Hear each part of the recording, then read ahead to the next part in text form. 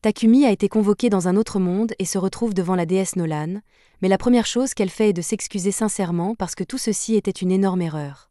Elle explique que lorsqu'un sort d'invocation est activé, il sélectionne au hasard un groupe de perdants de la Terre pour être risqué. Mais la vie de Takumi se passait plutôt bien, il était donc censé être exclu de la convocation. Cependant, une erreur s'est produite et il s'est retrouvé ici avec tous les autres, et tout cela parce que le Saint-Empire de Sidonie a décidé d'activer le sort d'invocation de façon inconsidérée. Comme Takumi n'était pas censé être convoqué, Nolan l'a amené ici, alors que tous les autres héros convoqués sont allés directement en Sidonie. Takumi lui demande si elle peut simplement le renvoyer sur Terre puisqu'il a été invoqué par erreur, mais malheureusement, elle ne peut pas le faire. Elle était tellement en colère contre Sidonie pour avoir utilisé le sort d'invocation interdit qu'elle a immédiatement modifié les lois magiques de ce monde, de sorte que plus personne ne peut se déplacer entre les mondes, ce qui signifie que Takumi est coincé ici de façon permanente. Le processus l'a également tué, donc il y a aussi cela. Takumi commence à paniquer en réalisant qu'il est un fantôme désincarné, mais Nolan lui dit qu'il n'a pas à s'inquiéter car elle a un plan. Elle ne peut pas le renvoyer sur Terre, mais elle peut lui donner un nouveau corps et faire en sorte qu'il devienne un citoyen de ce monde. Et pour s'excuser, puisqu'elle est en partie responsable de cette situation, elle lui offre sa bénédiction pour lui rendre la vie plus facile. Takumi n'a pas vraiment le choix, il accepte donc de renaître dans ce monde, et Nolan est heureuse de l'entendre car cela lui facilite grandement la tâche. Elle lui dit d'ouvrir son écran de statut pour voir la nouvelle vie qu'il aura, et quand Takumi le fait, il découvre que Nolan a l'intention de lui donner un corps de 17 ans même s'il en a 40. Nolan lui dit de ne pas se préoccuper des détails mineurs, et plus important encore, qu'il doit encore choisir son travail. Elle lui dit qu'il y a 2 classes principales pour les emplois. Si Takumi veut quelque chose de plus axé sur le combat, il peut choisir des choses comme épéiste, chevalier ou chasseur. Mais si cela ne l'intéresse pas, il peut toujours choisir l'un des métiers de la production. Takumi n'aime pas l'idée d'avoir à se battre, il décide donc d'opter pour un travail de production. Nolan lui implante alors le poste dans l'âme, ainsi qu'un tas d'autres bénédictions bonus, et l'envoie sur le chemin, en oubliant complètement de lui donner un tutoriel. Takumi atterrit en catastrophe au milieu d'une forêt, et après s'être finalement relevé, il voit son reflet dans la rivière et réalise qu'il est vraiment devenu une autre personne, et qu'il est beau. Il décide de tirer le meilleur parti de sa nouvelle vie et va voir ce qu'il y a dans le sac que Nolan a déposé avec lui. Il y trouve des rations alimentaires et de l'argent, ce qui signifie qu'il n'a pas à craindre de mourir de faim pour l'instant. Il jette un coup d'œil à son écran d'état, et il semble que Nolan l'ait doté de toutes les compétences utiles dont il pourrait avoir besoin. Il dispose même de la magie élémentaire, alors il décide de l'essayer d'abord pour voir s'il peut vraiment l'utiliser. Il ouvre la main et crie « boule d'eau », et juste comme ça, une boule d'eau se forme dans sa main. Les autres éléments fonctionnent de la même manière, et Takumi peut facilement les utiliser dès son premier essai. Maintenant qu'il a compris comment fonctionne sa magie, il doit commencer à réfléchir à ce qu'il va faire et décide de se rendre au village le plus proche. En marchant, Takumi tombe sur un bâton au milieu du chemin, et il a l'air d'un très beau bâton. Il utilise alors sa compétence d'évaluation pour le scanner et découvre qu'il s'agit de bois de tran. Il provient du monstre Tran et est très utile pour fabriquer des bâtons et des lances magiques. Takumi décide donc de mettre sa compétence de modélisation à l'épreuve et l'utilise sur le bois pour créer une lance. Puisque le bois fonctionne si bien, Takumi décide de regarder autour de lui pour voir s'il y a d'autres plantes utiles à proximité, et il en trouve une tonne, alors il passe l'heure suivante à les cueillir. Mais maintenant, il ne sait pas quoi faire de toutes ces plantes. Elles ne rentreront certainement pas dans son sac, alors il devra peut-être les laisser derrière lui. Mais Takumi se souvient qu'il possède une compétence de boîte à objets, alors il l'utilise pour ranger toutes les plantes. À ce moment-là, il entend quelqu'un crier, et quelques instants plus tard, il voit une petite fille sortir des buissons en courant. La petite fille vient lui demander de l'aide parce qu'un monstre la poursuit, et lorsque Takumi se retourne pour voir de quel genre de monstre il s'agit, il trouve un énorme lapin à cornes. Le lapin lui fonce dessus et manque de l'empaler, mais à la dernière seconde, il panique et poignarde accidentellement le lapin à la tête, le tuant sur le coup. Il est choqué qu'un débutant comme lui ait pu gagner contre un tel monstre, et il suppose que c'est grâce à la bénédiction de Nolan. Mais Nolan n'y est pour rien, c'est juste de la chance. À la suite de son combat, Takumi obtient le titre de guerrier, mais il n'en est pas ravi, car il espérait ne pas avoir à se battre du tout. Mais ce n'est pas vraiment important pour l'instant, car il doit encore vérifier si la petite fille va bien. Molly dit qu'elle va bien et explique qu'elle était venue cueillir des herbes, mais qu'elle s'est accidentellement éloignée du village du conseil et qu'elle s'est fait attaquer. En l'entendant parler d'un village, Takumi s'enthousiasme et lui demande s'il peut venir au village. Molly lui dit qu'elle lui montrera le chemin, mais avant cela, elle lui demande s'il a l'intention d'emmener ce lapin avec lui, car sa viande est vraiment délicieuse. Takumi réalise que ce serait un gâchis de le laisser ici, alors il met le lapin dans sa boîte à objets. Mais immédiatement après avoir fait cela, il réalise qu'il vient de le faire devant Molly, alors qu'il avait l'intention de garder secrète la compétence de sa boîte à objets. Il n'y a plus rien à faire, alors Molly et lui commencent à marcher vers le village. Au même moment, les autres personnes convoquées viennent d'arriver dans l'Empire de Sidonie et ne savent pas trop ce qui se passe. Aucun d'entre eux n'est blessé, mais ils n'ont aucune idée de l'endroit où ils se trouvent, et tout à coup, ils entendent quelqu'un les appeler en tant que héros.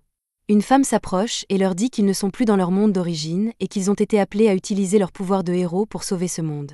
Elle se présente à eux comme l'impératrice de l'Empire Sidonia, Elisabeth, et un simple coup d'œil à son visage suffit à faire comprendre aux enfants qu'elle est vraiment louche. C'est à ce moment-là que la compétence unique d'Akana entre en jeu, et il semble que Nolan lui ait accordé la bénédiction de la révélation. Ainsi, si elle suit son instinct, elle arrivera naturellement à la bonne réponse, et pour l'instant, l'instinct d'Akana lui dit qu'Elisabeth est une traître, et qu'on ne peut donc pas lui faire confiance. Pendant ce temps, Takumi est arrivé au village de conseil, et les parents de Molly viennent le remercier d'avoir sauvé leur fille. Le père de Molly se présente sous le nom de Banga, et sa femme s'appelle Martha. Il pense que Takumi est un homme très responsable pour avoir voyagé si loin tout seul. Sur ce, Takumi leur demande s'il peut rester dans ce village pendant un certain temps, puisqu'il n'a nulle part où aller. Ils lui répondent qu'il est le bienvenu, mais malheureusement, ils n'ont pas d'auberge dans le village, donc il n'y a pas d'endroit où loger pour le moment. Cependant, ils peuvent toujours lui construire une maison. Tous les villageois se rassemblent autour d'un terrain vague et s'apprêtent à commencer les travaux, mais Takumi veut se rendre au moins un peu utile, alors il utilise sa magie de la terre pour aplanir le sol pour les fondations. C'est la première fois qu'il utilise la magie à une telle échelle, et il manque de s'évanouir à cause de l'épuisement de son mana. Les villageois sont tous étonnés que Takumi puisse utiliser la magie de la terre si facilement, alors Takumi demande s'il pense qu'il vient de faire quelque chose d'étrange, mais ils lui disent de ne pas s'inquiéter. Comme il s'est occupé des fondations, les autres se mettent au travail pour assembler sa maison, et le lendemain matin, la maison de Takumi est terminée. Grâce à ses talents de charpentier, de forgeron et de couturier, Takumi est capable de se fabriquer un bon ensemble de meubles, mais il y a quelque chose d'autre qu'il voulait essayer. Le forgeron du village, Boron, lui a donné un tas de minerais et il veut essayer d'utiliser l'alchimie pour extraire le métal. Il a du minerai de fer, du minerai d'argent, du minerai de cuivre et même du minerai de fer magique, alors il commence par le fer et essaie d'en faire un lingot. Normalement, cela nécessiterait un grand four et des heures de travail, mais avec l'alchimie de Takumi, il peut le faire en une seule fois, mais cela draine une tonne de son mana dans le processus. Sa première tentative d'extraction de minerais est un succès, et Takumi est très excité, il veut donc continuer à en extraire autant que possible pour fabriquer des objets plus tard. Quelques heures plus tard, Molly se rend chez Takumi pour lui apporter le dîner. Mais lorsqu'elle ouvre la porte, elle est choquée de le trouver évanoui sur le sol, comme s'il avait été vidé de son énergie. Takumi en a trop fait avec l'extraction du minerai et a failli mourir d'épuisement de mana, mais Martha et Banga lui donnent une potion de récupération, donc il va bien maintenant, et peut continuer à pratiquer son alchimie, bien qu'il lui fasse promettre de ne plus se surmener.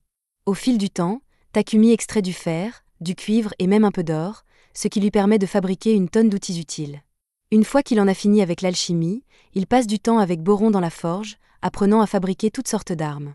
La lame est très réussie, et une fois que Boron aura fini de fabriquer le fourreau, l'arme sera complète.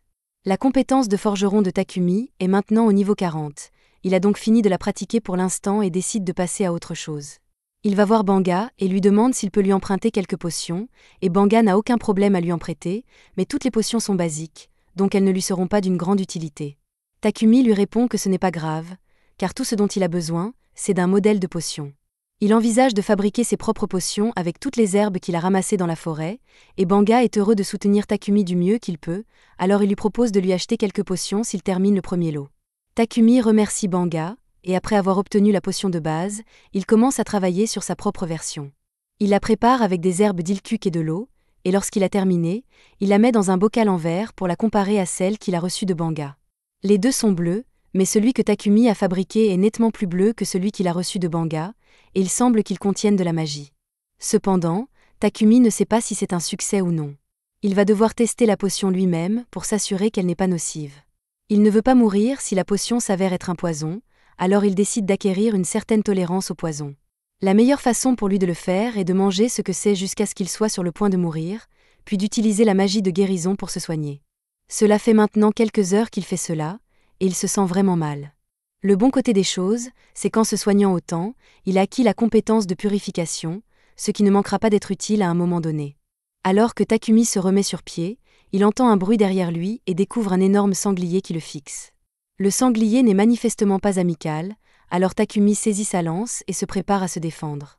Cependant, lorsque le sanglier charge sur lui et qu'il tente d'utiliser la lance, celle-ci se brise au contact, laissant le sanglier indemne et Takumi sans arme. Il essaie d'utiliser toute la magie dont il dispose, mais aucune ne fait de dégâts sur le sanglier, et il commence à paniquer. Alors qu'il pensait que les choses ne pouvaient pas être pires, il remarque une araignée venimeuse derrière lui, qui semble s'apprêter à attaquer. Cependant, au lieu de l'attaquer, l'araignée attaque le sanglier, qui manque Takumi, mais le sanglier continue de s'approcher de lui, alors il doit trouver quelque chose rapidement. Jusqu'à présent, toutes ses attaques physiques ont échoué, mais il reste une chose qu'il n'a pas encore essayée.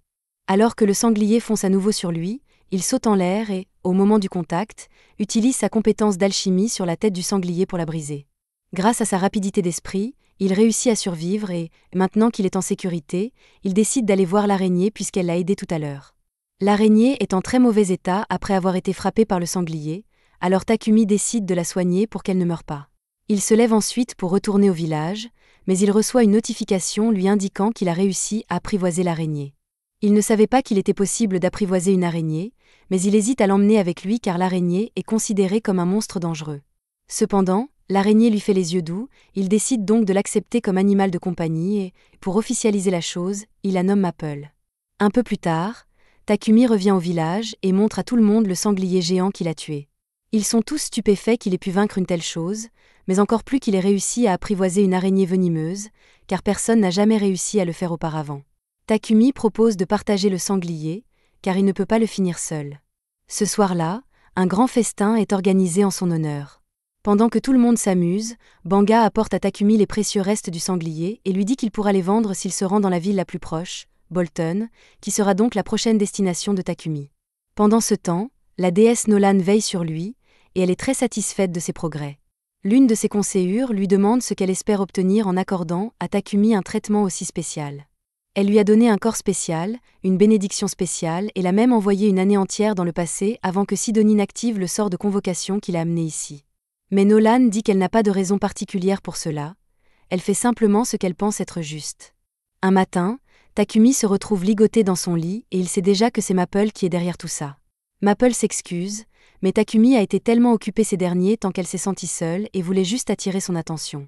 Takumi se rend compte qu'il s'est tellement concentré sur son travail qu'il n'a pratiquement pas passé de temps avec Maple. Il décide donc de faire une pause dans son travail pour la journée et de jouer avec Maple, ce qui rend cette dernière très heureuse. Juste à ce moment-là, Martha entre pour apporter le déjeuner à Takumi, et il semble qu'il se passe quelque chose de bizarre entre Takumi et Maple, mais Takumi l'assure que ce n'est pas ce qu'elle pense. Martha le croit sur parole, mais elle ne peut s'empêcher de remarquer que la soie produite par Maple est très belle, et elle prévoit donc de traire Maple jusqu'à épuisement de la soie qu'elle peut produire. Plus tard dans la journée, Martha a réussi à créer une chemise en soie d'araignée, et toutes les femmes du village sont ravies de la texture du tissu. Takumi n'avait pas réalisé que la soie d'araignée était un produit si populaire. Cependant, les dames expliquent que la soie d'araignée est un produit de luxe, et que seuls les nobles peuvent l'acheter. Martha demande à Maple si elle peut lui faire plus de tissu, et Maple commence à en faire jaillir, mais cela va prendre un certain temps, et elle ne pourra donc plus jouer avec Takumi. Takumi est un peu déçu, car il avait hâte de passer du temps avec Maple pour une fois, mais il a encore des choses à faire de toute façon, alors ça ne le dérange pas trop. Cela fait environ un mois que Takumi est arrivé dans ce village, et il a l'intention de se rendre à la ville, Su, pour étudier l'alchimie. Cependant, il ne peut se résoudre à dire au revoir à tous les villageois après avoir passé tant de temps avec eux. Takumi va rencontrer Boron à la forge pour qu'il puisse continuer son travail de forgeron, et en peu de temps, ils ont fabriqué une plaque de poitrine qui convient parfaitement à Takumi, ainsi que des bottes à bout d'acier.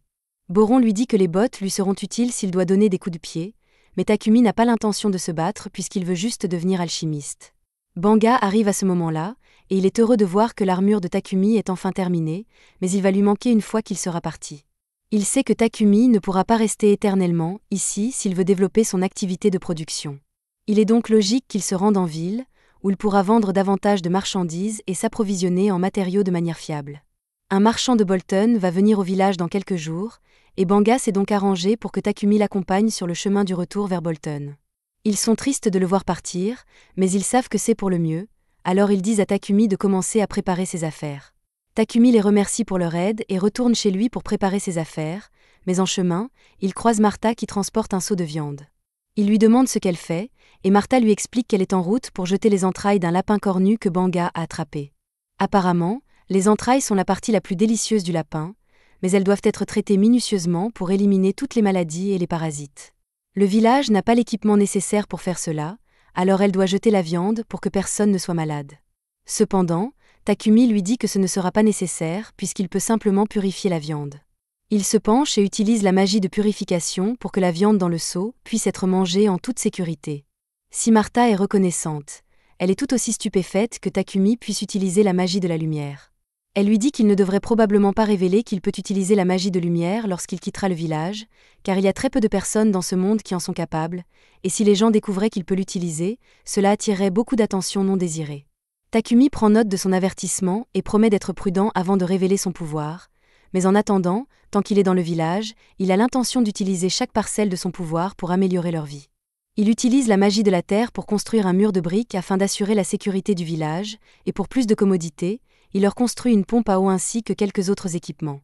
Lorsqu'il a terminé, cet endroit ressemble à un tout nouveau village, si bien que lorsque le marchand arrive, c'est à peine s'il le reconnaît.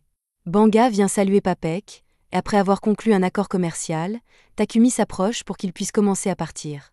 Papek a déjà beaucoup entendu parler de Takumi par Banga, alors il se présente, et tout le monde demande si Takumi a préparé toutes ses affaires. Takumi leur assure qu'il n'a rien oublié, mais il y a une chose qu'il veut leur donner. Il sort une de ses potions de son sac et la donne à Banga. Il a déjà déposé une centaine de ses bouteilles chez Banga, alors en cas de catastrophe, il veut que Banga les utilise pour soigner ses blessures. Papek est sous le choc après avoir vu la potion que Takumi a préparée, il demande donc à la voir de plus près, et il s'agit bien d'une potion de haut niveau, bien que Takumi ne semble pas s'en rendre compte. Les autres villageois arrivent bientôt pour faire leurs adieux à Takumi, et Papek dit qu'il attendra qu'ils aient fini de faire leurs adieux avant de partir.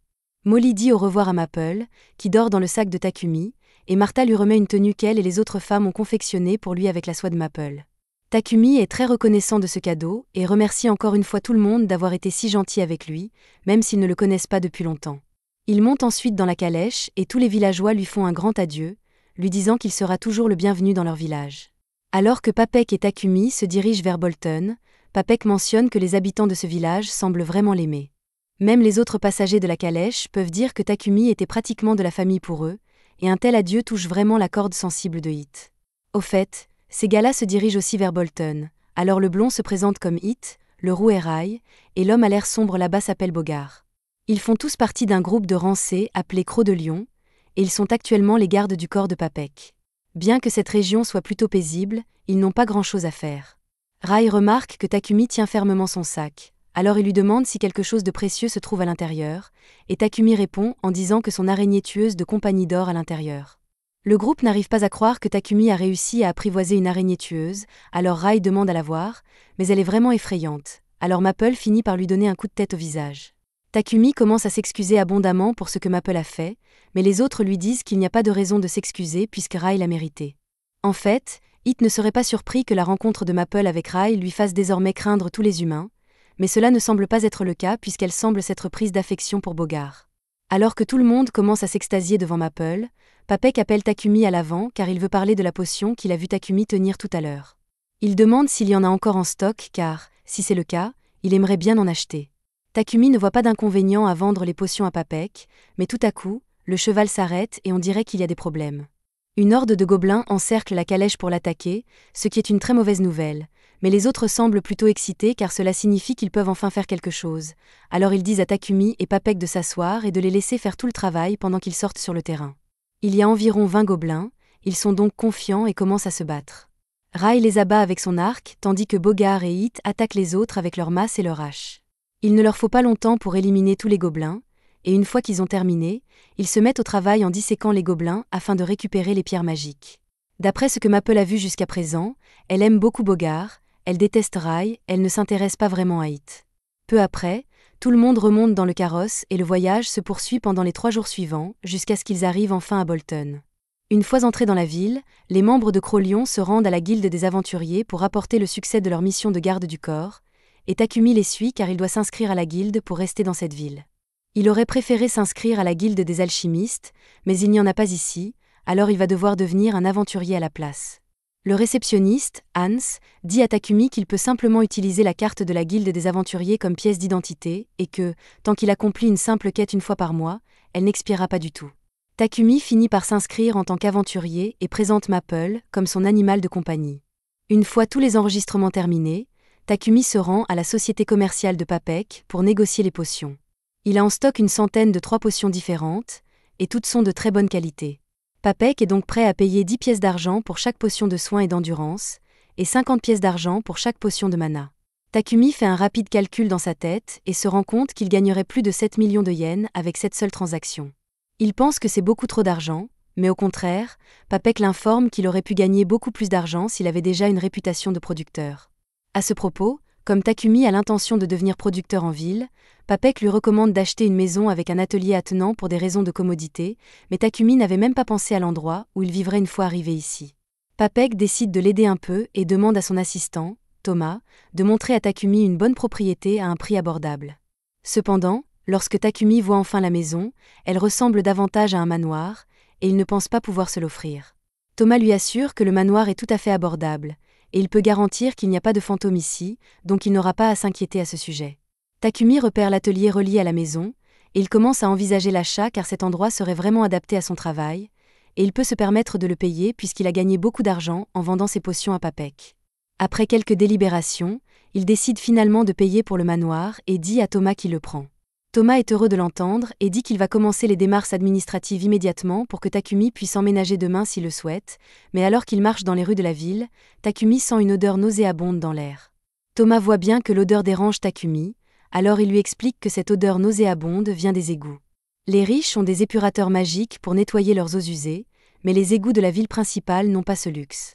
Les purificateurs magiques sont très rares, car on ne les trouve que dans les ruines et les donjons anciens, et ils sont donc trop chers pour être installés dans les égouts de la ville. Quelques prêtres sont périodiquement engagés pour nettoyer manuellement les égouts avec de la magie de purification, mais les égouts sont encore sales la plupart du temps. Le lendemain, Takumi et Maple emménagent dans leur nouvelle maison, et la première chose que Takumi veut faire est de trouver une solution au problème des égouts. Il obtient un morceau de quartz et d'argile de l'entreprise de Papek, et après avoir utilisé la magie pour le façonner, il utilise la magie du feu combinée à la magie de l'espace-temps pour le cuire rapidement. Après avoir fait cela pendant un certain temps, le mana de Takumi est complètement vidé, et il doit boire quelques potions de mana. Mais le bon côté des choses, c'est qu'il réussit à terminer sa création, des toilettes modernes. À ce moment-là, il entend Papek crier dans le salon. Il sort donc pour voir ce qui se passe et trouve Papek enveloppé de la tête aux pieds dans la soie de Maple. Takumi demande à Maple pourquoi elle fait une telle chose, mais elle pense que Papek trouvera cela amusant. Pour sa défense, la sensation réconfortante de sa soie endort Papek, mais ce n'est pas une bonne chose, et Takumi s'excuse sincèrement pour les actions de Maple. Papek dit à Takumi que tout va bien, mais que le fait d'être scellé si soudainement l'a un peu effrayé, et qu'il a besoin d'utiliser les toilettes de Takumi rapidement. Cependant, dès qu'il entre, il ressort et commence à demander ce qu'est cette merveille de technologie. Takumi s'approche et lui explique qu'il s'agit de toilettes.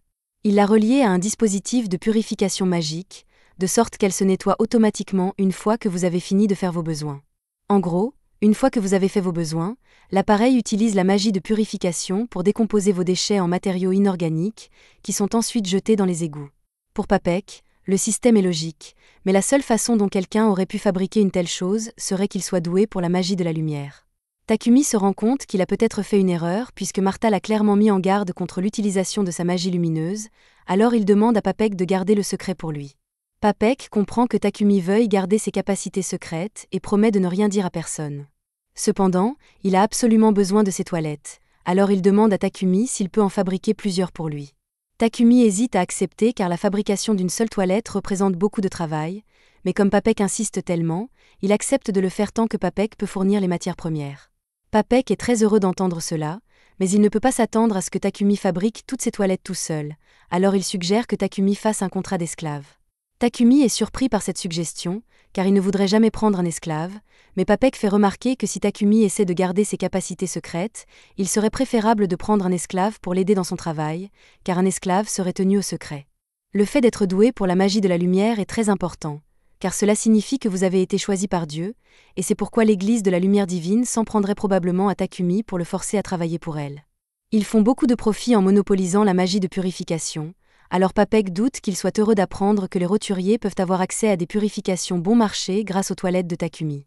Mais Papek a déjà une idée de la façon de contourner l'Église, alors Takumi n'a pas besoin de s'en préoccuper pour l'instant. Le plus important est de s'assurer que l'Église ne découvre pas sa magie lumineuse. C'est pourquoi la meilleure option serait de trouver un esclave, mais Takumi est strictement opposé à l'esclavage, alors il dit qu'il fera tout le travail tout seul. À ce moment-là, sa carte de guilde se met à briller, Takumi y jette un coup d'œil, et elle affiche un message disant qu'il doit accomplir une quête de vérification pour conserver son statut d'aventurier.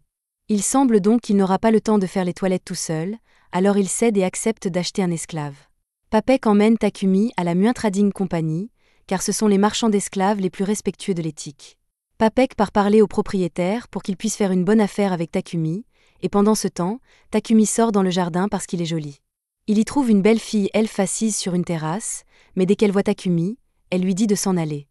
Un peu plus tard, Papek présente Takumi à la propriétaire de la société de commerce d'esclaves, Mulan, et lui dit que Takumi est intéressé par l'achat d'un esclave. Bien qu'il mentionne que Takumi était vraiment réticent à l'idée d'acheter un esclave, Mulan lui demande s'il y a une raison particulière à cela, et Takumi explique que, dans son pays d'origine, la vente et l'achat d'êtres humains ont été abolis il y a longtemps, et qu'il n'est donc pas à l'aise avec l'idée de le faire ici. Mulan comprend les inquiétudes de Takumi, mais elle assure que, dans cette nation au moins, les droits et les privilèges des esclaves sont préservés dans une certaine mesure.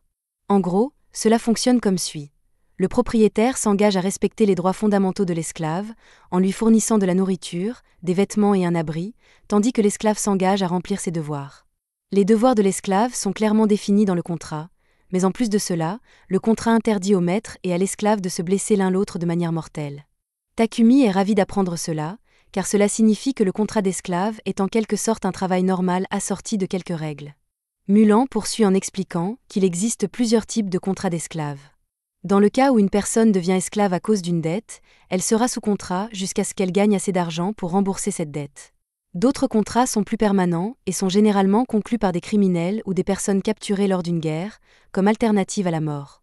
Cependant, la grande majorité des contrats d'esclavage sont conclus par des personnes qui ont été illégalement forcées par des bandits. Papek pense que l'esclave de guerre conviendrait le mieux à Takumi, car il ne peut être libéré sans la permission de son maître. Bien que Mulan puisse certainement faire en sorte que cela se produise, elle demande pourquoi il est nécessaire de s'assurer que l'esclave ne puisse jamais quitter Takumi. Papek commence à parler du talent de Takumi en matière de production et du fait qu'il ne veut pas que ses secrets soient volés, mais Mulan veut entendre la raison de la bouche de Takumi lui-même.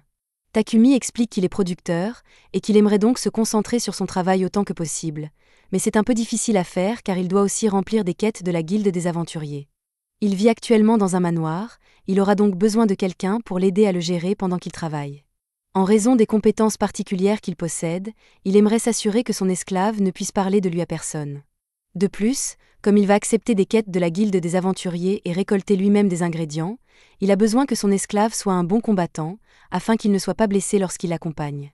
Mulan comprend que Takumi n'a pas de mauvaises intentions, mais il est hors de question qu'elle le laisse forcer un seul esclave à faire à la fois le ménage et le combat, et elle ne travaillera donc avec lui que s'il accepte d'acheter 2 esclaves distincts. Cela dit, elle connaît quelqu'un qui ferait parfaitement l'affaire en tant que gouvernante de Takumi, et elle demande à Maria de venir dans la pièce. Maria a été forcée à l'esclavage lorsqu'elle était enfant et a été formée à la lecture, à l'écriture, aux mathématiques et à l'entretien général de la maison, ce qui fait d'elle la personne idéale pour ce travail. Maria dit qu'elle peut s'occuper des tâches ménagères d'un manoir toute seule, et Takumi est heureux de l'entendre. Cependant, Maria voit bien qu'il est plongé dans ses pensées, alors elle lui demande si quelque chose ne va pas.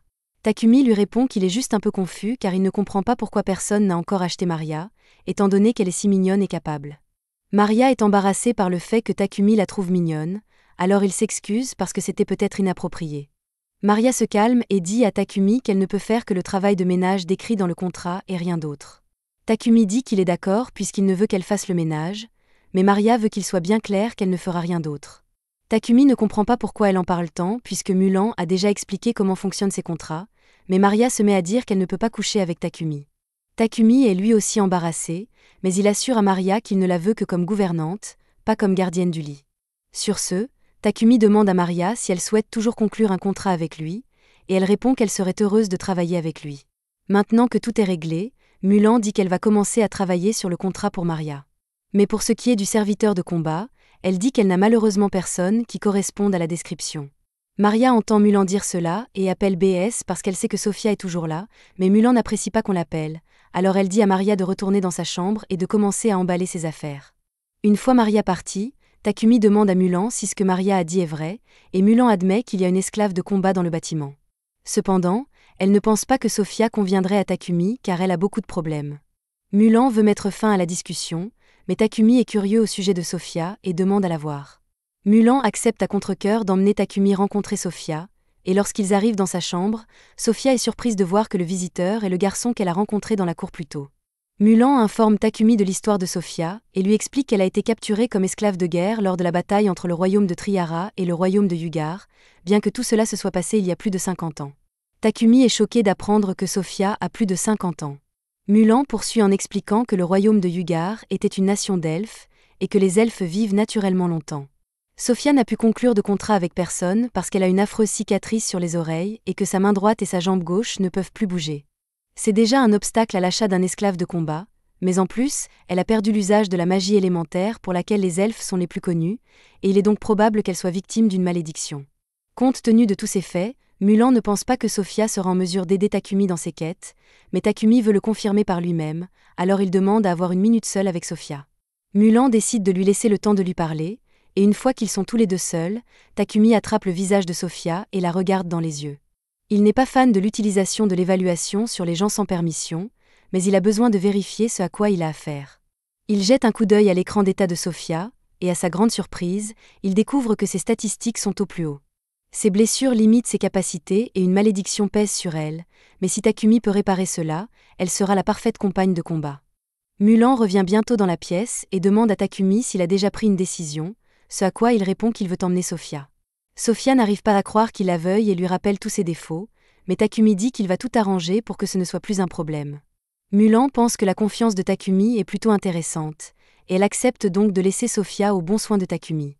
Quelques minutes plus tard, Mulan finalise les termes du contrat, et la dernière étape consiste donc à l'exécuter. Elles se réunissent toutes les trois, et Mulan utilise la magie pour les lier aux termes du contrat. Une fois qu'elle a terminé, Maria et Sofia deviennent officiellement les esclaves de Takumi. Maria le remercie de l'avoir acheté et promet de travailler dur pour être à la hauteur de ses attentes, tout comme Sofia.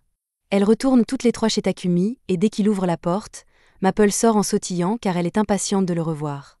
Maria et Sofia s'inquiètent pour la sécurité de Takumi et Sofia s'apprête à attaquer Maple, mais avant qu'elle ne le fasse, Takumi l'arrête et lui explique que Maple est en fait son araignée tueuse. Les deux femmes trouvent cela étrange, mais elles décident de faire comme si de rien n'était, et un peu plus tard, Takumi leur fait visiter l'une des chambres vides du manoir. Sofia et Maria l'aiment beaucoup, alors Takumi leur dit que Sofia peut prendre cette chambre et que Maria peut prendre la chambre d'à côté. Aucune d'entre elles ne peut croire que Takumi est prêt à leur donner leur propre chambre, mais ce n'est pas comme s'il utilisait les chambres de toute façon, alors ils pensent qu'il serait bien que quelqu'un en profite au moins. De plus, il y a aussi une grande salle de bain, alors il leur dit qu'une fois qu'ils auront déballé leurs affaires, ils pourront utiliser la salle de bain quand ils le voudront, et Maria est très excitée à ce sujet. Plus tard, Sofia et Maria entrent dans le bain, et Maria dit à quel point elle est contente que Takumi ait acheté Sofia aussi. Pour être honnête, elle pensait que Mulan n'allait jamais laisser partir Maria car, au cours des 50 dernières années, quel que soit le montant offert, Mulan a rejeté tous ceux qui proposaient d'acheter Sofia. Donc, pour qu'elle vende Sofia à Takumi, elle a dû voir quelque chose de bon en lui. Sofia admet que Takumi a l'air gentil, mais elle reste un peu sceptique car elle ne sait pas grand-chose de lui. Pendant que Mulan rédigeait les contrats de vente, Sofia a jeté un coup d'œil au dossier de Takumi, et la plupart de ses antécédents, comme sa ville natale ou sa lignée, ont été laissés en blanc, alors s'il garde ces informations secrètes, c'est qu'il doit cacher quelque chose. Après avoir pris leur bain, elles sortent et sont choquées de voir que Takumi a déjà préparé le dîner pour elles. Maria est d'autant plus dévastée que les tâches ménagères sont censées être les siennes, et que si Takumi s'occupe de tout lui-même, elle est aussi inutile qu'une toilette. Takumi explique qu'il essayait juste de rendre le premier jour de travail de Maria un peu plus facile, mais que si cela lui permet de se sentir mieux, il la laissera s'occuper du reste des tâches ménagères toute seule. Pour l'instant, il leur demande de s'asseoir pour qu'ils puissent dîner tous ensemble, mais Sofia hésite car les domestiques n'ont généralement pas l'occasion de manger à la même table que leur maître. Takumi comprend qu'elle puisse penser que son comportement est étrange pour un propriétaire d'esclaves, mais il ne veut pas qu'elle se bloque sur la tradition. En parlant de tradition, il n'aime pas vraiment le fait qu'il appelle toujours maître, alors il demande s'ils peuvent l'appeler par son nom à la place. Sofia demande si c'est un ordre formel, mais Takumi ne veut pas la forcer à l'appeler par son nom si elle ne se sent pas à l'aise. Maria, elle, ne semble pas gênée de l'appeler par son nom. Le lendemain, Takumi se rend à la société commerciale de Papek pour récupérer un colis qu'il a commandé, et Papek dit qu'il a fait de son mieux pour l'emballer correctement, mais il veut quand même que Takumi soit prudent en le transportant à la maison.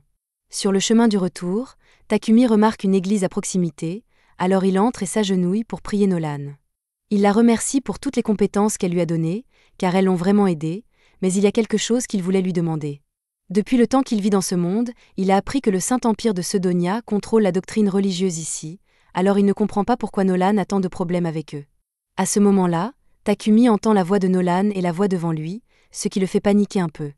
Nolan lui explique qu'elle l'a entendu prier et qu'elle l'a donc amené ici pour qu'ils puissent discuter. Pour répondre à sa question de tout à l'heure, elle n'aime pas Sedonia parce qu'ils ne suivent pas sa volonté. Il existe 2 religions dans ce monde, l'Église de la création et l'Église de la lumière divine. L'Église de la création vénère Nolan depuis sa création, tandis que l'Église de la lumière divine n'en fait qu'à sa tête. L'Empire Sedonia a fini par entreprendre plusieurs croisades pour répandre sa religion par la force, mais pendant ce temps, Nolan a choisi de ne pas s'en mêler car elle ne voulait pas être impliquée dans les affaires mesquines des humains. Takumi lui fait remarquer que c'était une décision stupide puisque la seule raison pour laquelle Sedonia a pu activer le sort de convocation qui l'a amené ici, c'est parce que Nolan n'est pas intervenu avant qu'il ne soit trop tard. Et oui, ça sonne mal quand il le dit comme ça, mais elle lui a donné toutes ses bénédictions pour rattraper son erreur. Il y a cependant une chose qu'elle doit lui dire. La plupart de ses bénédictions resteront avec lui pour toujours, mais il y en a une qui s'effacera, et c'est la chance exceptionnelle qu'il a eue récemment. Elle lui a donné un cours d'initiation en lui permettant de rencontrer des gens si gentils et si serviables, mais il finira bientôt par rencontrer des gens aux intentions sinistres, de sorte qu'à partir de maintenant, les résultats de ses actions dépendent entièrement de lui. Un peu plus tard, Takumi rentre chez lui, mais dès qu'il franchit la porte, il trébuche sur Maple, qui est très excitée de le voir. Sophia et Maria viennent le voir, mais lorsque Sophia essaie de l'aider à prendre le paquet que Takumi a apporté, il le range rapidement dans sa boîte à objets pour l'empêcher de le toucher. Il se lève ensuite et dit qu'il va travailler dans son atelier et qu'elle ne devrait pas le déranger pendant un moment. Cependant, Sophia est incroyablement méfiante car le paquet était emballé avec du papier magique de haute qualité. Il devait donc s'agir de quelque chose de dangereux. Elle suit Takumi dans son atelier pour voir ce qu'il fait et est horrifiée de le voir tremper un couteau dans du poison et se couper avec. Il se guérit immédiatement après, mais il faut admettre qu'il a l'air fou en faisant cela. Dès qu'il mentionne au hasard le nom de Maria, Sophia pense qu'il a l'intention de lui faire quelque chose et l'attaque, ou du moins elle essaie, mais elle s'effondre d'épuisement presque immédiatement, tombant sur Takumi. Takumi vérifie son état pour savoir ce qui ne va pas et découvre qu'elle souffre d'un épuisement extrême, probablement dû à sa malédiction.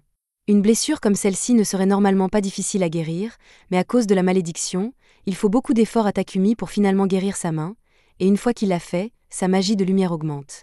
Il porte ensuite Sophia jusqu'à sa chambre, et comme sa magie de lumière a augmenté, il a maintenant assez de puissance pour dissiper sa malédiction, alors il y met toute sa magie, et finalement, il est capable de guérir complètement Sophia et de lever sa malédiction. Elle est toujours inconsciente à cause de l'épuisement, mais elle devrait aller mieux une fois qu'elle se sera reposée. Quelques heures plus tard, Sophia se réveille, et lorsqu'elle voit Maria, elle l'avertit de courir car, d'après ce qu'elle a vu, elle est sûre que Takumi est un fou absolu. Maria ne sait pas de quoi Sophia parle, mais elle est sûre que Takumi est plus que jamais une bonne personne. Maria brandit un miroir pour montrer à Sophia ce que Takumi a fait pour elle, et Sophia est choquée de réaliser que son corps a été guéri et que sa magie est revenue. Elle sort pour en parler à Takumi, qui lui confirme qu'il s'est bien débarrassé de sa malédiction. Il lui a fallu beaucoup de peine et de travail pour améliorer ses compétences, mais il lui dit qu'elle n'a pas à s'inquiéter puisqu'il a déjà promis de la guérir. Sophia réalise qu'elle s'est complètement trompée sur Takumi, alors elle s'agenouille et promet de servir Takumi pour le reste de sa vie pour la gentillesse qu'il lui a montrée. Le lendemain matin, Takumi se rend à la bibliothèque pour essayer de trouver des informations sur l'alchimie, mais il s'avère que la bibliothèque ne possède que 4 livres sur l'alchimie. Takumi est confus et se demande pourquoi l'alchimie n'est pas plus populaire alors qu'elle est si simple à comprendre, mais en réalité, elle n'est pas facile du tout. Tous les textes d'alchimie disponibles sont écrits dans l'ancienne langue de ce monde, et la seule raison pour laquelle Takumi peut comprendre ce qui est écrit ici est que Nolan lui a donné une bénédiction qui lui permet de comprendre toutes les langues de ce monde. Plus tard dans la journée, Takumi, Maria et Sophia terminent la fabrication de plusieurs toilettes, et bien qu'il reste encore beaucoup à faire, ils progressent bien, si bien que Takumi pense qu'il devrait pouvoir faire une pause dans la fabrication de toilettes pendant un moment. Puisqu'il ne fabriquera plus de toilettes pour le moment, Maria demande à Takumi ce qu'il a l'intention de faire, et Takumi répond qu'il a l'intention de partir en voyage dans un avenir proche.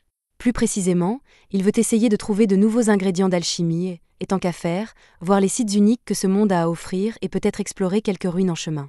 Il a déjà prévu d'emmener Sophia avec lui en tant que garde du corps, il va donc devoir demander à Maria de rester sur place et de s'occuper de la maison pendant son absence. Mais Maria n'aime pas cette idée. Elle demande à Takumi si elle peut l'accompagner dans son voyage, mais il ne pense pas que ce soit une bonne idée car le voyage sera dangereux. De plus, il a engagé Maria parce qu'il avait besoin d'une femme de ménage pour s'occuper du manoir, ce qui irait à l'encontre du but recherché s'il l'emmenait avec lui. Maria comprend le point de vue de Takumi, mais rester seule dans le manoir la ferait se sentir terriblement seule, alors elle supplie Takumi de reconsidérer sa décision. Takumi se sent mal à l'idée de laisser Maria toute seule, mais avant de prendre une décision, il doit vérifier quelque chose. Il saisit le visage de Maria et utilise l'évaluation pour vérifier ses statistiques, et de façon inattendue, Maria est plutôt bien foutue. Ne vous méprenez pas, elle n'est pas surpuissante, mais elle pourrait certainement se débrouiller dans un combat, alors Takumi accepte de l'emmener avec lui pour le voyage, tant qu'elle est sûre qu'elle peut le supporter. Sofia dit qu'elle est prête à apprendre à Maria à utiliser la magie et à se battre pour s'assurer qu'elle est prête à faire face à toute menace possible. Et Takumi aime l'idée, alors il demande à Sofia de l'entraîner ainsi que Maria. Depuis qu'ils ont décidé que Maria se joindrait à l'expédition, Takumi pense qu'il est temps de commencer à fabriquer de l'équipement pour tout le monde, et pour commencer, il demande à Sofia quel type d'arme elle voudrait. Sofia n'hésite pas et commence à énumérer tout un arsenal d'armes qu'elle aimerait, mais c'est normal puisqu'elle est une guerrière expérimentée. Maria, en revanche, ne connaît pas grand-chose aux armes, mais elle a reçu une petite formation à l'épée courte, et elle dit à Takumi qu'un ensemble de couteaux de combat lui conviendrait parfaitement. Cependant, Sofia fait remarquer que le fait de n'avoir que des couteaux de combat désavantagera Maria en ce qui concerne la portée, et qu'elle devrait donc se procurer une lance également. Maria ne sait pas comment se servir d'une lance, alors Sofia lui propose de l'entraîner rapidement pour lui montrer les bases, et pendant ce temps, Takumi commence à travailler sur les armes. Il ne lui faut pas longtemps pour finir de fabriquer toutes les lames, mais cela lui prend beaucoup de mana, et il doit boire une potion de mana pour récupérer avant de pouvoir continuer. Pour terminer, Takumi lance des enchantements d'attaque et d'auto-réparation sur les lames afin de ne pas avoir à les entretenir aussi souvent, et une fois que c'est fait, les lames sont enfin terminées. Il va maintenant s'occuper des poignets, mais comme Maria a demandé des couteaux de combat, elle aura besoin d'un fourreau. Même si Takumi est un gentleman, il reste un homme de culture, et imaginer les cuisses épaisses de Maria avec des couteaux dessus le fait presque s'évanouir. La prochaine chose qu'il doit faire est l'armure pour les filles, mais plutôt que de simplement leur demander de le laisser mesurer leur taille, Takumi a une bien meilleure idée. Il ouvre sa boîte d'objets et en sort 2 poupées grandeur nature de Maria et Sofia qu'il avait déjà fabriquées avec sa compétence d'évaluation, mais ne lui demandez pas pourquoi il les a faites. En ce qui concerne l'armure elle-même, Takumi prévoit de la fabriquer en utilisant de la soie d'érable et une partie de la peau qu'il a obtenue du sanglier blindé. Pour ce qui est de la conception, il n'a jamais eu l'occasion de fabriquer une armure pour d'autres personnes auparavant, alors il décide de laisser libre cours à son imagination et d'essayer toutes ses fantaisies en matière d'habillement avec ses poupées. Après plusieurs jours et plusieurs refontes, Takumi donne enfin l'armure à Maria et Sofia, et elle leur va à ravir. Il leur demande si elles l'aiment, elles sont toutes les deux surprises de voir à quel point elle leur va bien que Takumi ne leur ait jamais demandé leur mensuration. C'est presque comme s'il avait des doubles d'ailes sur lesquelles il aurait pu tester les tenues, mais ce serait fou, non ? Takumi change de sujet avant qu'ils ne commencent à se méfier et leur demande ce qu'ils pensent des armes qu'il a fabriquées pour eux. Sofia sort l'épée que Takumi a fabriquée pour elle et dit qu'elle est parfaite.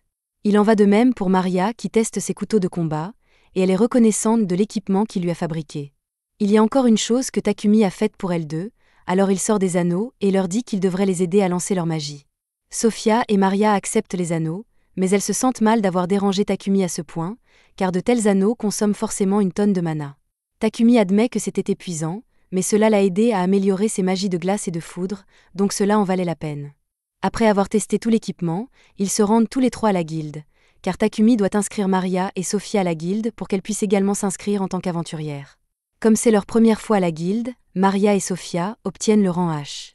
Pendant que Takumi est là, Hans lui rappelle qu'il doit accomplir au moins une quête pour conserver son statut d'aventurier. Takumi se rend sur le tableau des novices pour voir s'il y a de bonnes quêtes qu'il peut choisir.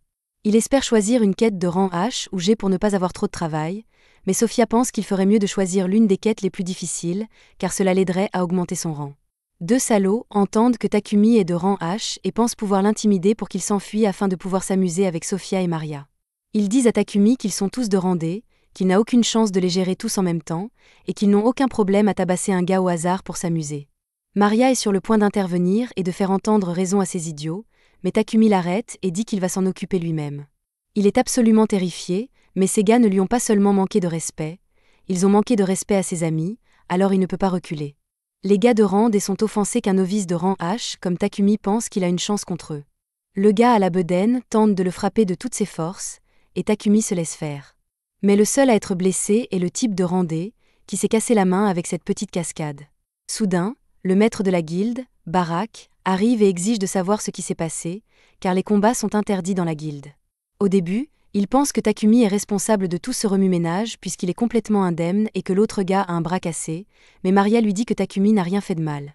Hans soutient également leur histoire, explique au maître de la guilde que Takumi n'a fait que recevoir un coup de poing au visage. Le maître de la guilde veut toujours faire toute la lumière sur cette affaire, alors pour l'instant, il demande à quelqu'un d'éloigner l'homme à la bedaine et dit à Takumi et à son groupe de venir avec lui car il a quelques questions à leur poser. Il pense que Takumi n'a fait que se défendre, mais il ne comprend pas comment il l'a fait et aimerait avoir une explication. Takumi est un peu mal à l'aise à l'idée de révéler des informations sur ses compétences personnelles, mais le maître de guilde l'assure que toutes ces informations resteront confidentielles. Dans ce cas, Takumi explique que lorsque le type lui a donné un coup de poing, il a ouvert sa boîte à objets et en a sorti un peu de charbon de bois, qu'il a ensuite utilisé pour s'enduire le haut du corps afin de se défendre. Pour être sûr de ne pas être blessé, il a synthétisé le charbon en diamant.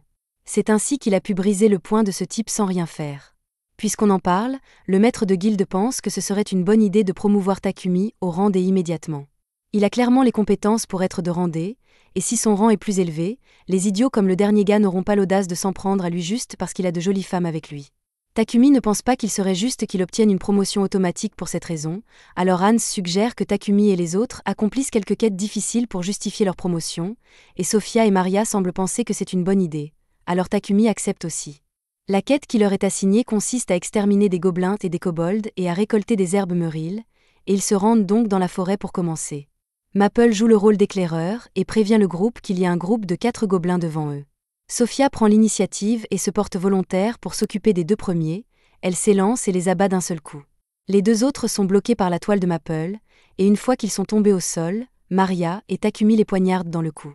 Takumi est content qu'ils se débrouillent si bien contre les monstres, mais cela dit, ils ont rencontré beaucoup trop de monstres ici.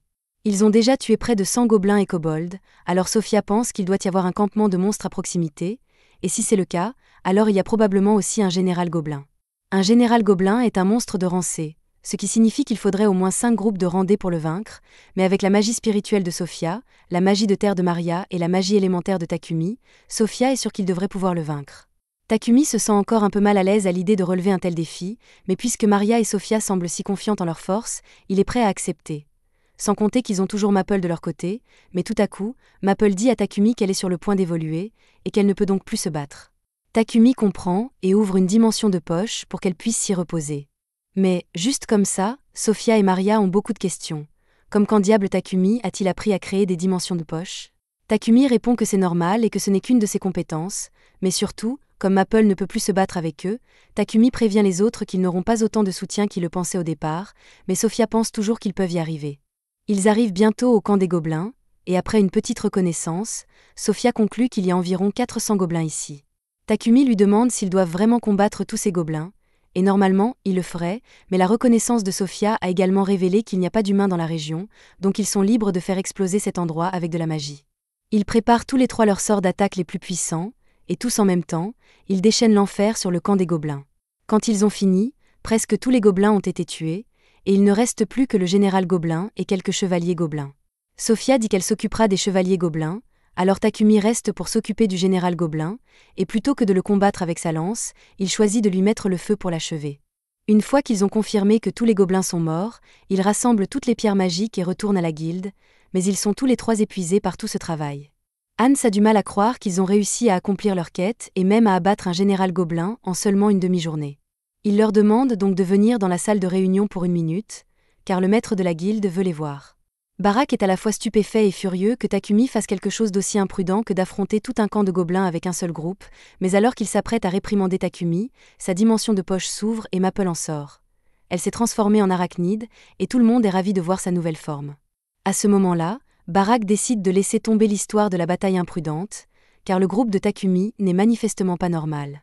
De retour à la maison, Maria demande à Takumi s'il a du tissu de rechange car elle veut fabriquer des sous-vêtements pour elle et Sophia, mais Takumi a une bien meilleure idée de sous-vêtements et lui propose de le faire pour elle à la place. Juste à ce moment-là, Maple sort de la dimension de poche et dit à Takumi que Papek est ici pour le voir. Alors Takumi va le rencontrer et est informé que le seigneur de Bolton, Marcus Godwin, veut le rencontrer. Takumi aimerait éviter de rencontrer Marcus Godwin, mais compte tenu de la situation, il n'a pas le choix. Takumi arrive plus tard au château de Godwin, et heureusement, Godwin semble être un homme raisonnable, puisque la première chose qu'il fait est de remercier Takumi d'avoir construit toutes ces toilettes, car cela a grandement amélioré la salubrité de la ville. Sans oublier que Takumi a détruit un campement de gobelins, qui aurait pu devenir un problème majeur s'il n'avait pas été contrôlé.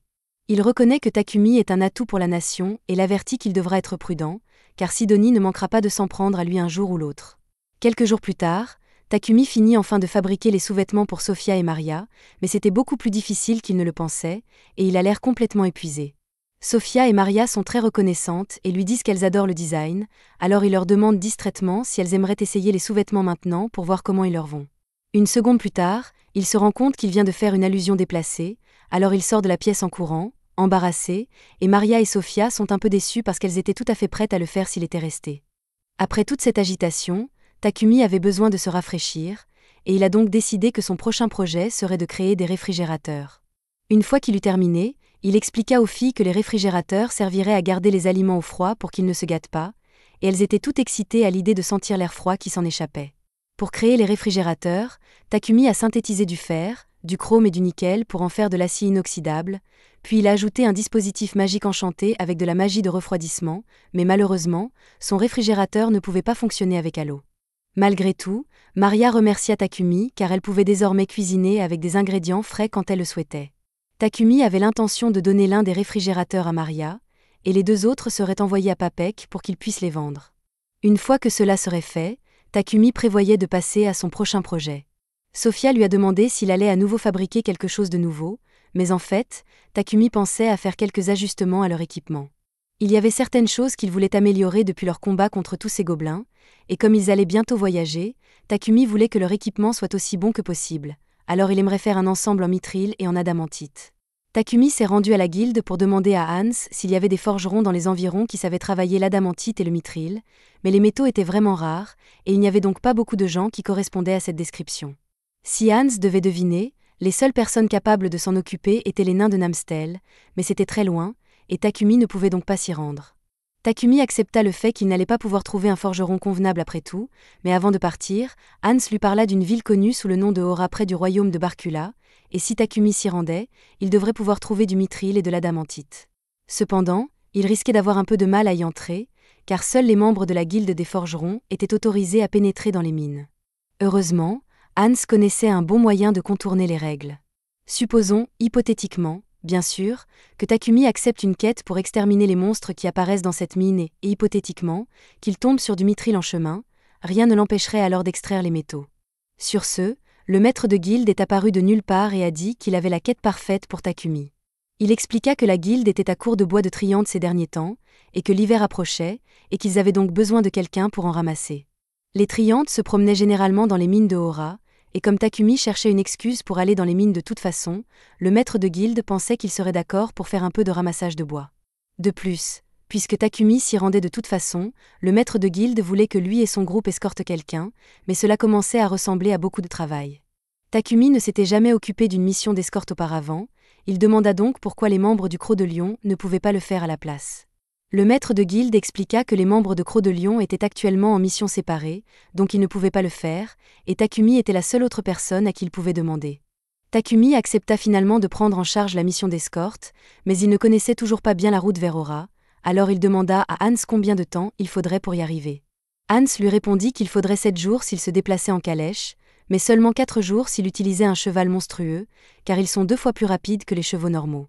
Takumi pensait que le cheval monstre était une bonne idée, alors il demanda s'il pouvait en prendre un, mais malheureusement, Rei arriva pour leur dire que tous les chevaux monstres étaient déjà utilisés par Crolion. Hans était surpris de voir Rei revenir si tôt, mais Rei a dit que lui et son groupe n'avaient pas encore terminé leur quête.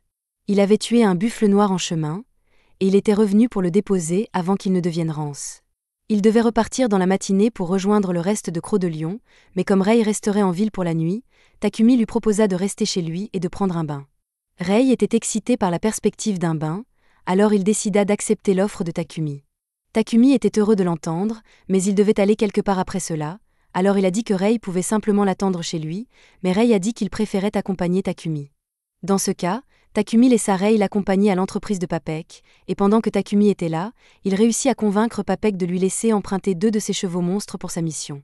En échange, Papek demanda à Takumi de lui vendre une partie des minerais qu'il avait obtenus à la mine de Hora.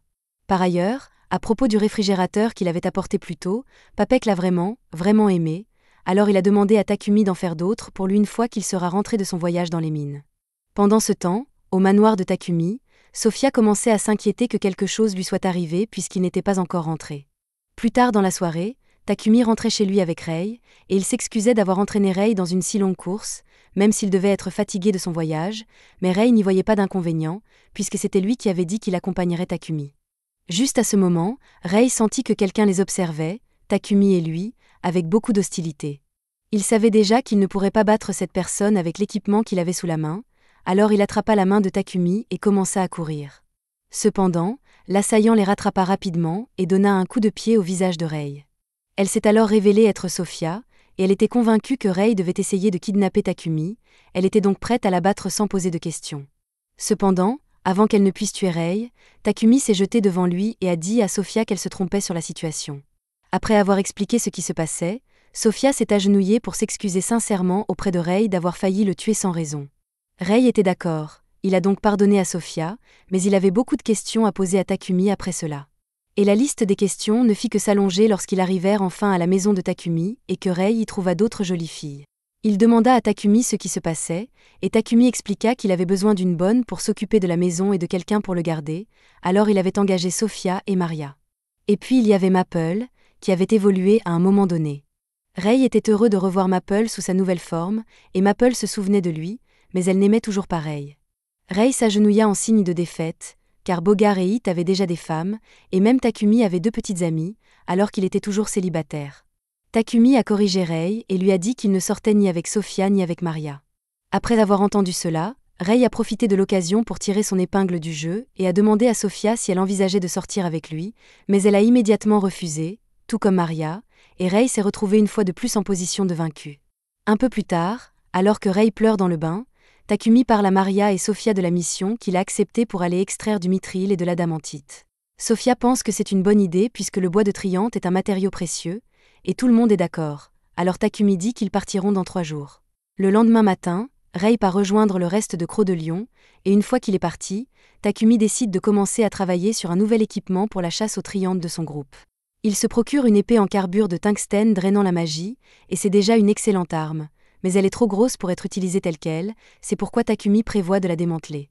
Il essaie d'utiliser sa compétence en alchimie, mais l'épée semble lui résister, ce qui lui demande beaucoup plus d'efforts que d'habitude. Mais finalement, Takumi parvient à briser le métal et à en faire 2 lames distinctes. Les lames drainent le mana de tout adversaire qu'elles tranchent, et Takumi est satisfait du résultat, bien qu'il soit totalement vidé. 3 jours plus tard, Takumi et les autres rencontrent Papek pour récupérer le chariot qu'il a promis de leur donner, et l'homme que le maître de la guilde leur a demandé d'escorter attend déjà à l'intérieur. Takumi va donc lui parler, et l'homme se présente sous le nom de Gambo. Le groupe se met en route, mais en chemin, ils doivent s'arrêter dans un champ pour que Takumi et les autres puissent chasser leurs triantes. Alors qu'ils pénètrent dans la forêt, Sophia aperçoit un triante qui tente de se fondre dans les autres arbres à proximité, elle le signale à Takumi, qui s'élance pour l'éliminer. Le triante tente d'attaquer Takumi, mais Sophia et Maria le protègent, et il peut facilement l'abattre. Cependant, il ne s'agissait que d'un seul triante, et il leur reste encore une forêt entière à abattre. Cela prendrait trop de temps de tuer chaque triante individuellement, alors Sophia suggère qu'ils utilisent la magie, et cela semble fonctionner très bien. Cependant, ils sont bientôt confrontés à un ancien triante, et peu importe la quantité de magie qu'ils utilisent pour l'attaquer, il continue de se régénérer. La seule façon de l'achever est de couper son corps principal en une seule fois, alors Sophia dit à Takumi d'enduire son épée de feu et d'attaquer pendant qu'elle et Maria le couvrent. Ensemble, ils parviennent enfin à abattre le chef triante et à le récolter pour leur chasse aux triantes, ce qui leur permet de poursuivre leur voyage vers Hora. À leur arrivée à Hora, elles se rendent à la guilde des aventuriers locales, où Gambo leur indique une quête qui consiste à exterminer les monstres taupes dans les mines. Ces taupes se nourrissent de minerais, elles sont donc considérées comme une menace sérieuse, et s'ils acceptent cette mission, ils seront autorisés à entrer dans les mines. Un peu plus tard, le groupe se rend dans les mines, et ils ont beaucoup de chance car ils ne tardent pas à trouver du minerai de mithril et d'adamantite. Cependant, les minerais attirent des taupes monstrueuses du sol, et ils doivent donc être prêts à se battre. Avant que la taupe ne fasse surface, Takumi réfléchit un instant et trouve une idée géniale. Dès que la taupe apparaît, il l'aveugle avec de la magie lumineuse, et elle s'effondre, ce qui permet de l'achever facilement. La méthode de Takumi permet d'éliminer facilement les taupes, mais Sophia et Maria sont un peu déçues car cela signifie qu'elles n'auront pas l'occasion de se battre. Comme le voyage dans les mines a été un succès, ils retournent tous à Bolton quelques jours plus tard. Takumi se rend à l'atelier de Gambo pour apprendre à travailler le mithril et l'adamantite. Gambo lui explique comment extraire le métal du minerai, et après beaucoup d'efforts, Takumi parvient à créer du mithril et de l'adamantite, qu'il commence à utiliser pour fabriquer toutes sortes d'objets imprégnés de magie. Une fois qu'il a terminé son nouvel équipement, il le donne à Maria et Sophia pour qu'elles le testent. Les filles sont stupéfaites de voir à quel point leur armure est légère et résistante, et même imprégnée de magie. Takumi explique qu'il a imprégné leur équipement de magie correspondant à leur élément préféré. Quant à son armure, il a imprégné de quelque chose appelé Thunderclap, qui est en fait une amélioration de l'agilité, ce qui permet à Takumi de se déplacer à une vitesse folle. Cependant, à la seconde où Takumi essaie de faire quelque chose de cool en montrant sa rapidité, l'univers refuse de le laisser faire, et il finit par s'écraser la tête la première contre un mur. Takumi leur montre les nouvelles armes qu'il a fabriquées ainsi que les enchantements qu'il y a placés. Sophia et Maria adorent leur nouvelle lance, mais Sophia a une requête à faire. Elle serait prête à sacrifier sa vie pour protéger Takumi, alors elle lui demande de lui fabriquer un bouclier pour qu'elle puisse le protéger plus efficacement. Takumi pense que c'est une bonne idée, mais il rappelle à Sophia qu'elle doit accorder autant d'importance à sa propre vie qu'à la sienne. Nolan a observé Takumi pendant tout ce temps, et elle est heureuse des progrès qu'il fait, car il aura certainement besoin de toute la force possible pour affronter les batailles à venir. Un an dans le futur, là où les autres héros ont été convoqués, nous voyons Akira et Yamato. Une fois leur entraînement terminé, ils sont envoyés en mission par le roi de Samandara, et je ne vais pas mentir, il a l'air plutôt maléfique maintenant. De retour à l'époque de Takumi, il vient de finir de travailler sur le bouclier demandé par Sophia. Bien que Sophia soit celle qui l'a demandé, elle se sent mal après avoir vu à quel point cela épuise Takumi, et elle aimerait qu'il ait un assistant qui puisse l'aider dans sa production. Pendant ce temps, dans la capitale royale, le seigneur reçoit une lettre de Sidonie. Il semble qu'ils aient entendu parler des toilettes de Takumi et de la magie de purification qu'elles utilisent. Bien qu'ils ne sachent pas encore qui est Takumi, ils ont l'intention de prendre des mesures contre lui. L'action scénarisée implique l'envoi par l'Église d'un messager pour rencontrer le roi de Barcula. Après avoir appris l'existence des toilettes de magie de purification utilisées à Barcula, l'Église de la Lumière Divine a dénoncé, c'est-à-dire lancé un appel au pape de Sidonie. Ils ont ainsi obtenu du pape qu'il déclare que la magie de purification est un don de leur Dieu et qu'ils veulent être les seuls à pouvoir l'utiliser. Ils exigent donc du roi de Barcula qu'il leur remette le brevet du cercle magique de purification et qu'il leur dise qui est à l'origine de la création de ces appareils de purification. Le roi écoute les demandes de l'Église, mais comme il s'agit de demandes stupides, il choisit de les ignorer. Le messager de l'Église est choqué que le roi ose aller à l'encontre de l'Église, il menace donc d'ordonner à tous les prêtres de l'Église de Barcula de retourner immédiatement en Sidonie. Cependant, le roi n'est pas effrayé par cette menace, et en fait, l'encourage à le faire. Takumi finit par apprendre la décision du roi, et il est heureux que le roi ne l'ait pas vendu, mais il est aussi un peu inquiet que le roi rejette si durement l'Église de la Lumière Divine. L'Église de Sidonia est vouée à se retourner contre le royaume de Barcula, et Takumi détesterait qu'un conflit d'une telle ampleur se déclenche à cause de lui, mais Papek lui dit qu'il n'y a pas lieu de s'inquiéter. Après tout, l'Église de la Lumière Divine n'est pas la seule religion qui existe dans ce monde. Il y a l'Église de la Lumière Divine et l'Église de la Création, mais même si l'influence de l'Église de la Lumière Divine est très étendue, il y a encore beaucoup d'adeptes de l'Église de la Création dans ce pays, donc l'Église de la Lumière Divine ne manquera pas à l'appel. De plus, les prêtres de l'Église de la Création administrent de la magie de guérison à tous ceux qui en ont besoin, alors que l'Église de la Lumière Divine demande des honoraires élevés pour toute magie sacrée. L'Église de la Lumière Divine est soutenue par Sidonia, donc Takumi devra probablement l'éviter à partir de maintenant, mais c'est comme ça. Quoi qu'il en soit, la raison pour laquelle Papek est venu voir Takumi aujourd'hui est qu'il a présenté les toilettes et le réfrigérateur de Takumi au roi il y a quelque temps, et le roi a été tellement impressionné qu'il a demandé à Papek d'emmener Takumi le rencontrer. Takumi est un peu réticent à l'idée de rencontrer quelqu'un d'aussi important que le roi, mais Papek lui assure que le roi ne lui ordonne pas de le faire, et qu'il a donc le droit de refuser s'il le souhaite. Mais Papek tient vraiment à ce qu'il accepte, car cela améliorerait les relations de son entreprise avec la capitale royale. Takumi finit par accepter la réunion, et plus tard dans la soirée, il en parle à Sophia et Maria et leur demande si elles seraient prêtes à l'accompagner à la capitale royale Bolton. Toutes deux répondent qu'elles seraient ravies d'accompagner Takumi, qui leur propose donc de partir dans une semaine. Mais d'ici là, il y a beaucoup de choses à préparer. Un voyage vers la capitale royale prendra environ 7 jours, Maria devra donc préparer beaucoup de nourriture à l'avance, et pendant ce temps, Takumi dit qu'il va travailler sur de nouvelles capes pour Maria et Sofia. Papek lui a donné des pierres magiques de l'élément sombre, et s'il les utilise pour fabriquer les manteaux, il pourra les enchanter avec un sort de blocage de la perception. Un tel sort serait très utile au combat, mais la principale raison pour laquelle Takumi veut le fabriquer est que Sofia et Maria ne seront pas harcelées lorsqu'elles arriveront à la capitale royale.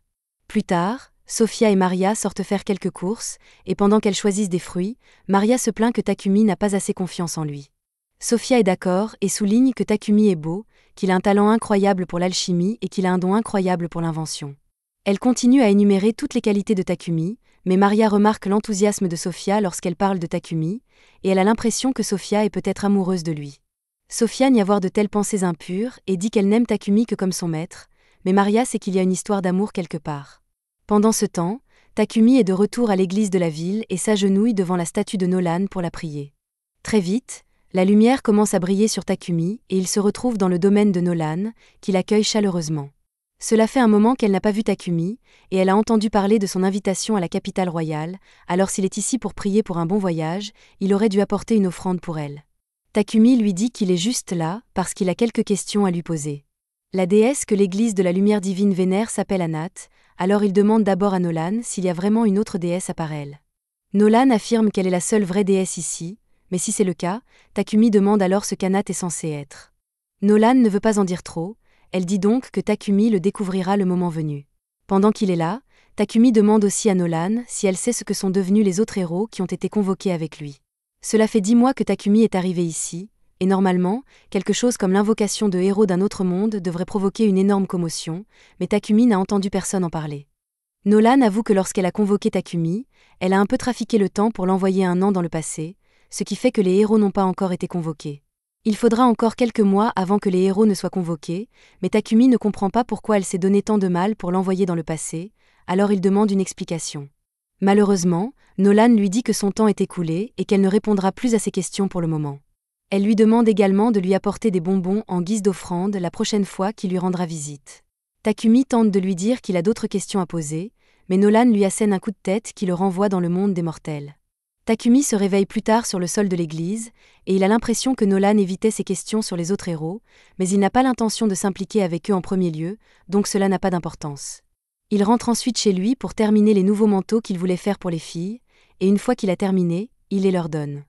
Maria et Sofia adorent les modèles, et Takumi est heureux de l'apprendre, mais il y a autre chose sur laquelle il veut travailler avant leur voyage. Il les conduit toutes les deux dans son atelier et leur montre qu'il a l'intention de se fabriquer un carrosse.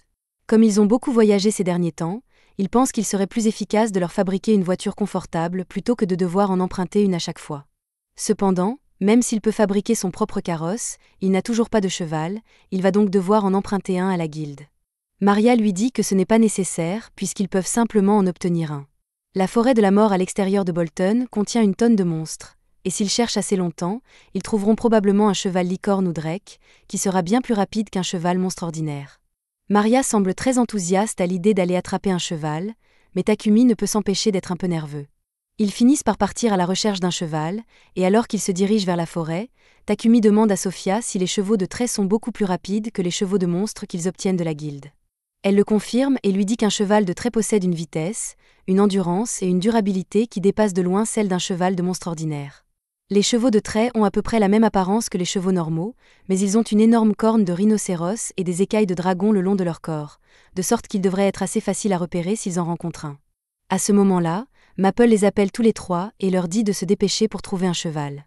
Maple est clairement très motivée, mais c'est juste parce qu'elle est excitée à l'idée d'avoir un nouvel ami une fois que Takumi aura formé un contrat familier avec un cheval.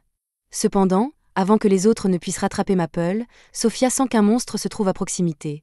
Elle prépare donc son épée, mais alors qu'un loup des buissons sort des buissons, il passe à côté d'eux au lieu d'attaquer. Takumi affirme fièrement que le loup ne les a pas vus grâce à leur cape anti-perception, mais Sofia est certes impressionnée par l'efficacité de la cape, mais elle pense que ce serait une bonne idée de l'enlever pour qu'ils puissent vraiment combattre des monstres. Quelques instants après avoir enlevé la cape, Sofia parvient à tuer un sanglier d'un seul coup. Maria pense que c'est une bonne chose, car elle peut préparer la viande de sanglier qu'ils utiliseront pendant leur voyage. Maple s'impatiente et demande à tout le monde de se dépêcher, mais Takumi remarque alors un arbre mort sur le sol, et il aurait bien besoin de ce bois puisqu'il est en train de fabriquer un chariot, alors Sophia et lui se préparent à le couper. Maria est occupée avec la viande et Takumi est occupé avec l'arbre, alors Maple renonce à les attendre et décide de partir seule à la recherche d'un cheval. Alors qu'elle se ferait un chemin dans la forêt, Maple remarque qu'il y a une tonne d'arbres morts dans la région, et elle se demande ce qui a bien pu faire une chose pareille. Alors qu'elle s'enfonce dans la forêt, elle tombe sur un drake allongé sur le sol, qui semble en mauvais état. Maple s'approche de lui et lui demande s'il est blessé. Le drake lance immédiatement un éclair sur Maple, alors elle recule, mais elle peut voir qu'il est juste effrayé parce qu'il est blessé, et elle comprend ce sentiment puisque c'est la même chose qu'elle a ressenti avant que Takumi ne la trouve. Elle dit au drake qu'il n'a pas à s'inquiéter, car son maître est une personne très gentille, et qu'il le soignera dès son arrivée. Il ne leur reste plus qu'à attendre un peu, mais il semble qu'ils ne pourront pas attendre en paix, car 2 monstres termites apparaissent soudainement, et ils n'ont pas l'air amicaux. Maple se rend compte que ce sont les termites qui ont blessé le drake, alors elle utilise ses toiles pour les capturer et jette leur corps devant le drake pour qu'il soit électrocuté, mais il y a beaucoup plus de termites, alors il risque d'avoir des ennuis. Pour se protéger, elle et le drake, Maple tisse une barrière avec sa soie, mais si cela lui a permis de gagner du temps, les termites vont finir par se frayer un chemin à travers elle. Maple tente d'appeler Takumi à l'aide, mais lorsqu'elle essaie d'établir une connexion avec lui, il ne répond pas du tout. Elle commence à s'inquiéter qu'il ait été tellement excité par le bois qu'il a trouvé qu'il a oublié. Le désespoir s'installe lorsque les termites finissent par percer sa barrière. Maple ferme alors les yeux et attend la mort. Cependant, lorsqu'elle rouvre les yeux, elle découvre Takumi qui se tient au-dessus d'elle et qui est si heureux qu'elle aille bien. Maple lui saute dans les bras de soulagement, et il est en fait venu la sauver parce qu'elle était si inquiète qu'il n'ait pas répondu à son appel. Alors Takumi explique que la cause est probablement la barrière qu'elle a mise en place. Elle était bien faite pour bloquer les attaques, mais les couches entrelacées bloquent également tous les signaux de mana, de sorte que son appel n'a pas pu l'atteindre. Mais dès que Takumi se rend compte qu'il a perdu le signal de Maple, il se précipite vers son dernier emplacement connu. Il remarque alors le drake derrière Maple, et Maple lui demande de le sauver, alors il étend sa main et essaie d'utiliser la magie de guérison sur lui. Cependant, le drake le repousse car il ne fait pas confiance à Takumi. Sophia dit à Takumi qu'ils doivent partir rapidement car il pourrait y avoir d'autres termites dans la région, mais que s'il laisse le drake seul, il mourra. Takumi décide donc de le mettre dans sa dimension de poche avec Maple jusqu'à ce qu'il rentre chez eux. Sophia l'avertit qu'il ne peut pas mettre une bête d'un tel niveau dans sa dimension de poche sans avoir conclu un contrat au préalable, car cela mettra son corps à rude épreuve, mais Takumi pense qu'il s'en sortira. En fait, Takumi ne s'en sort pas. Il s'est évanoui presque immédiatement après avoir mis le drake dans sa dimension de poche, et même après que les filles l'aient ramené à la maison, il ne s'est toujours pas réveillé au cours des 12 dernières heures. Le fait que le drake soit toujours dans sa dimension de poche signifie que le mana de Takumi va continuer à s'épuiser jusqu'à ce qu'il finisse par dépérir, et il ne peut pas ouvrir la barrière pour laisser sortir le drake parce qu'il est inconscient. Sophia contacte donc Maple et lui demande d'ouvrir la dimension de poche de l'intérieur. Maple dit qu'elle peut le faire, mais que le drake sera effrayé s'il apparaît soudainement en territoire inconnu, alors elle dit qu'elle installera une tente dans le jardin pour le calmer. Une fois le drake sorti de la dimension de poche, Takumi devrait pouvoir se rétablir. En attendant, Maria part acheter du matériel médical pour le soigner et demande à Sophia de rester auprès de Takumi pour qu'il ait quelqu'un à ses côtés lorsqu'il se réveillera. Plus tard dans la nuit, Takumi se réveille enfin de son coma et se rend à l'extérieur pour voir le drake. Maple a parlé au drake de Takumi pendant qu'ils attendaient qu'il se rétablisse, et après s'être présenté, Takumi lui demande s'il serait prêt à former un contrat avec lui. Le drake fait confiance à Maple, et comme Maple se porte garant de Takumi, il accepte le contrat. Maintenant que Takumi a apprivoisé le drake, il peut enfin utiliser la magie sur lui sans avoir à s'inquiéter du contre-coup, alors il lance immédiatement un soin élevé sur le drake pour guérir toutes ses blessures. Dans l'instant qui suit, le drake est capable de se tenir debout tout seul et à retrouver toute sa force, mais maintenant qu'elle est officiellement l'un des familiers de Takumi, il doit lui trouver un nom. Comme il a donné à Maple le nom d'une feuille, il décide de garder le thème et nomme le drake Camélia, d'après l'arbre qui conserve ses feuilles toute l'année. Maple est heureuse que Camélia aille mieux, et comme tout est réglé, Maria invite tout le monde à dîner à l'intérieur car elle a préparé beaucoup de plats savoureux, et Takumi n'a pas mangé depuis une journée entière parce qu'il était inconscient. C'est la fin de l'épisode 6. Abonnez-vous pour ne pas manquer la prochaine partie.